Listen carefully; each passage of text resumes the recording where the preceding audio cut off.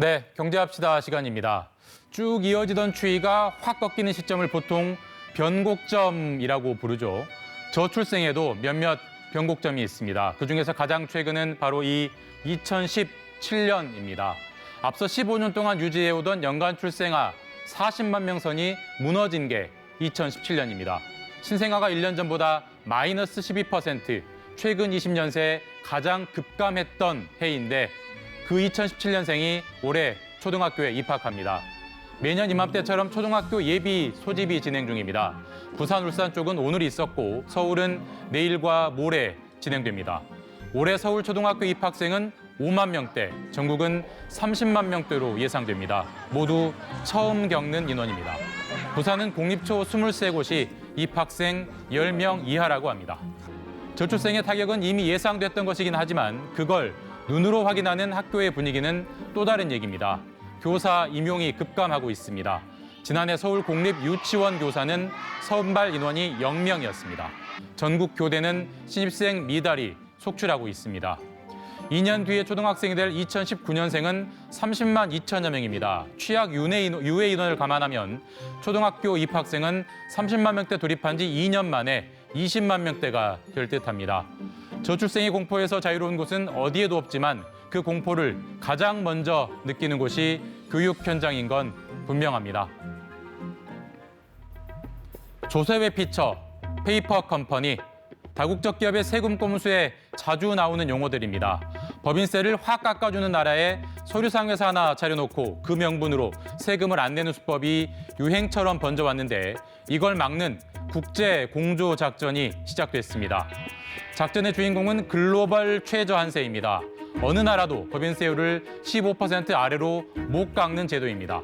이때 하한선 15%는 명목세율로 따지는 게 아니라 이런저런 공제와 감면을 거친 실효세율이 15%를 넘어야 합니다.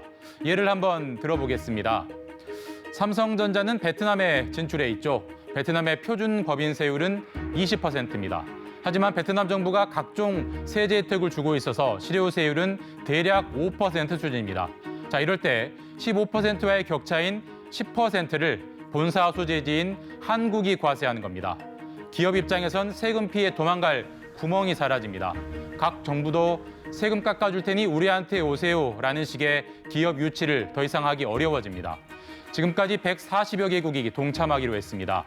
연매출 1조 원을 넘는 기업이 적용 대상입니다. 현재 기준으로 한국 기업은 200곳 정도로 예상됩니다. 글로벌 최저한세는 올해 발생 소득부터 적용되고 첫 소득 신고는 2026년 6월에 해야 합니다. 각국이 매년 법인세 280조 원 정도를 더 거둘 거란 예측도 있는데 세금 꽁수 막자는 국제 공조 작전 성공할 수 있을까 궁금해집니다. 전기차 판매 1위 어느 회사일까? 사실 지금까진 무의미한 질문이었습니다. 늘 테슬라였기 때문입니다. 그런데 최근 1위가 뒤집혔습니다. 중국의 비야디가 테슬라를 제쳤습니다.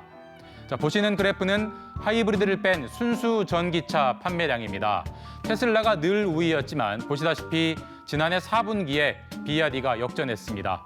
분기 기준이긴 하지만 처음 있는 일입니다. 현대 기아가 연간 판매량 목표로 잡는 50만 대를 비야디는 한 분기에 팔아버린 겁니다. 비야디는 하이브리드와 전기차만 만듭니다. 지난해 하이브리드까지 총 300만 대, 앞선 5년치의 판매량을 1년에 팔았습니다. 유럽 시장 공략도 시작했습니다. 독일, 노르웨이, 스웨덴에 진출했고 헝가리 공장 건립도 최근 발표했습니다. 그야말로 폭발적인 성장인데 중국 정부의 지원이 결정적입니다. 중국은 소비자에게 주는 보조금은 지난해 폐지했습니다. 대신 전기차 회사에 정부가 직접 대규모 자본을 투자합니다.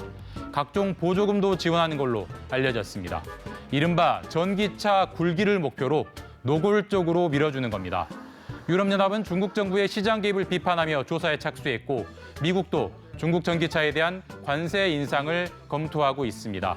그러나 미국과 유럽도 자국산 전기차에만 구매 보조금을 몰아주는 건 마찬가지입니다. 지금까지 경제합시다였습니다.